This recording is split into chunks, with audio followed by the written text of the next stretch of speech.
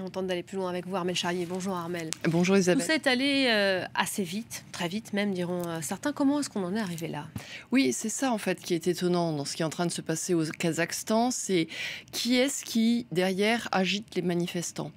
Clairement, à la base, c'est une raison qui est économique. La colère, provient en fait de régions qui sont riches de pétrole et de gaz et qui ont l'habitude effectivement d'avoir une vie confortable. Le prix du gaz comme du pétrole flambe, double carrément, et donc du coup, il y a les manifestations qui demandent à ce que l'on revienne sur la cherté de la vie. Et puis très vite, on entend que les slogans deviennent politiques et que ce qui est, c'est pas l'argent, c'est le fait qu'on veut la fin d'un pouvoir, celui de Nazarbayev, et y compris d'ailleurs des élections directes sur des gouverneurs locaux, ce qui veut dire qu'à un moment donné, le peuple veut parler, alors que jusqu'à présent, tout ça a été très orchestré directement par la capitale. On peut se poser la question parce que Nazarbayev avait très bien fait sa transition et que le président actuel le tenait.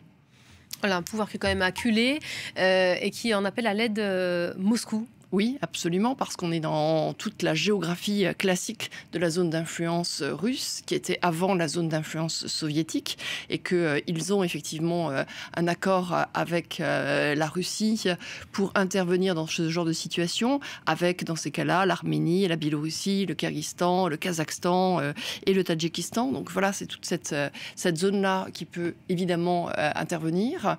Les Russes sollicitaient fortement, parce que c'est leur zone d'activité, c'est là où ils n'ont aucun problème, normalement. C'est vrai que ça les détourne des opérations qu'ils peuvent mener en Ukraine, d'intervenir au Kazakhstan.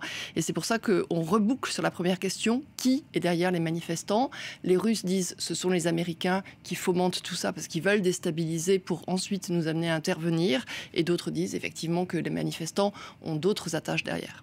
Merci beaucoup Armelle pour ce décryptage. Je le disais, une nuit particulièrement sanglante la nuit dernière, des victimes et dans le camp des manifestants et dans les rangs des forces de l'ordre qui déplorent ce matin 12 morts en moins et 353 blessés la nuit dernière. Des événements qui ont poussé également la compagnie aérienne Lufthansa à suspendre, annuler ses vols en direction d'Almaty.